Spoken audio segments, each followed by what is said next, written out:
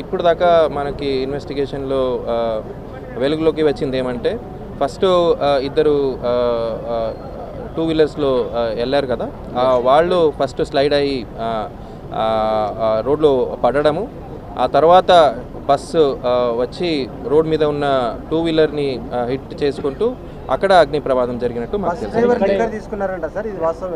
Bus driver అయితే liquor తీసుకోవడము వాస్తవం కాదండి. టూ వీలర్ రైడర్ ఎవరున్నారు శివశంకర్, అతనిది ఎఫ్ఎస్ఎల్ రిపోర్ట్ ఈ రోజు మార్నింగే వచ్చింది. అతను ఆల్కహాల్ తీసుకున్నట్టు నిర్ధారణ అయింది. వాళ్ళు స్కిడ్ అయిపడ్డారు అనేది మనకి ఇప్పుడు దాకా ఉన్నట్టు సమాచారం. ఫస్ట్ టూ వీలర్ వెళ్తున్నప్పుడు డివైడర్ కొట్టి పడిందండి.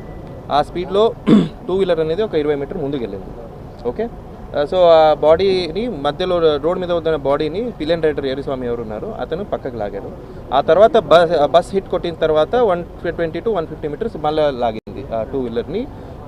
అంటే స్ట్రక్ అయిపోయిన తర్వాత బస్తో పాటు until the bus came to